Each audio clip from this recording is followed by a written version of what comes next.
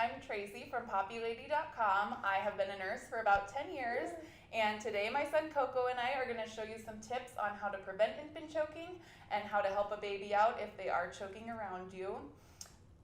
Choking is one of the leading causes of death in babies and kids up to age 3 or 4, so some really important ways to prevent choking are having your baby, this goes for kids too, sitting upright, being not distracted, and being supervised during meals. So no walking around, no watching TV or movies, laughing as they're eating. You really want to make sure they're sitting down and focused on the meal. So family meal times is a great way to make sure that you're hitting all of those ways to prevent choking.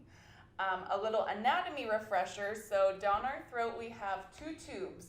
The front tube is your trachea going to your lungs, and the back tube is the esophagus leading to your stomach. So those are both going alongside down the throat. And as we're normally talking and going about our day, the trachea is the tube that's open from your mouth. So air goes down your mouth into the trachea, into the lungs. But when we swallow, we bite food off with our incisors, grind it up with our molars, and then we make a bolus or a ball of food and swallow it. And as we're getting ready to swallow, there's a little trapdoor that's tricked off, and that allows the food to go down the esophagus into the stomach. And when we choke, that's from food going down quite literally the wrong pipe. So it accidentally goes into the trachea headed to the lungs. And so the natural reflex is to gag and cough, and that's good, and that helps the food go up from the trachea and then back down the correct tube down the esophagus. So the problem with choking is that can cause an injury because food has bacteria with it. And so if the bacteria goes down your trachea into your lungs, that can cause aspiration pneumonia. Or if it completely blocks off the airway, that's when that results in death. So it's really important to be able to, if the little person can't clear the occlusion themselves, that we help them do that through the Heimlich maneuver. But another way to prevent that first is to make sure that the food that we're giving our babies is small enough to, if it accidentally goes down the wrong pipe, it's not going to completely occlude the airway. So I'm going to show you a few tips on how to make sure that dice is really small for your food. The most dangerous foods are foods that are round and slippery. So some examples are hot dogs, grapes, and nuts of any kind. I usually do a really fine dice on foods like this, or do a nut butter if you want to expose your kids to nuts, which I highly recommend, especially peanuts.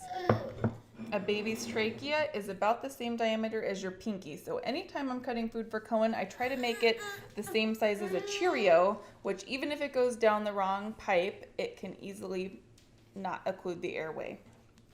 Sometimes I use a knife and a cutting board to dice foods up about the size of a Cheerio.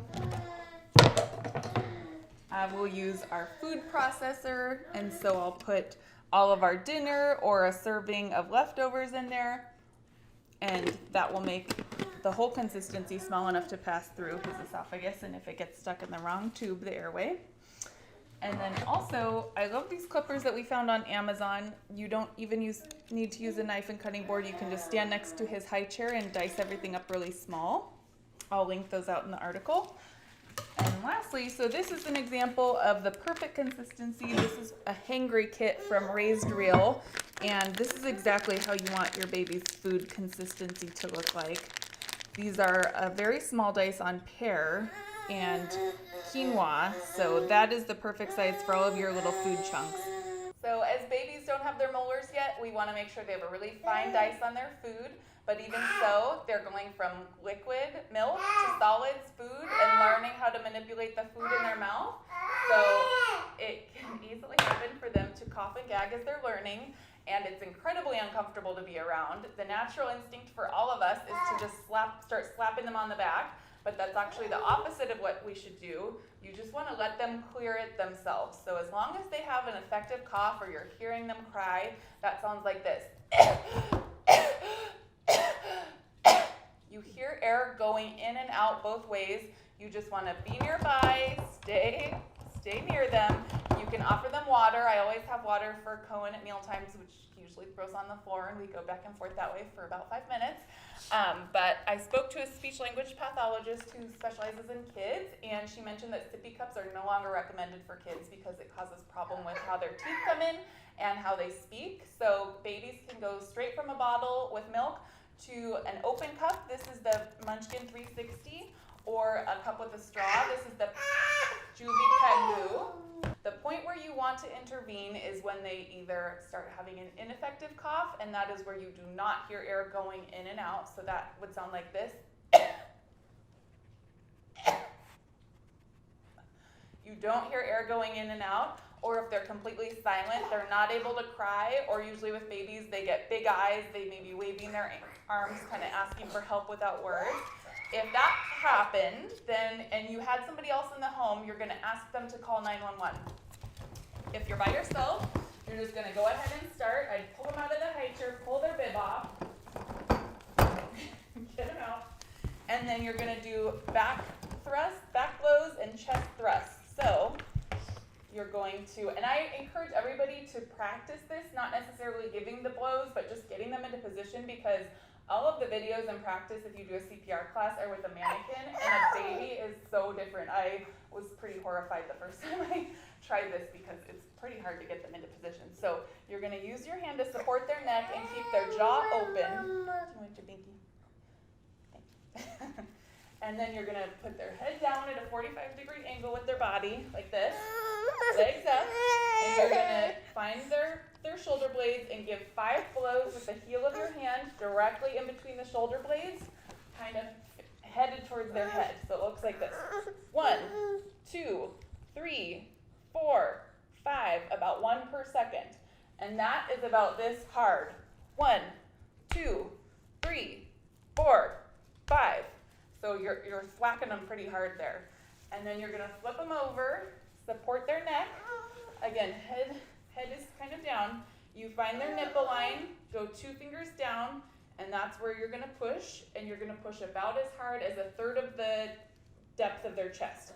So it's 1, 2, 3, 4, 5. So that's about this hard. 1, 2, 3, 4, 5.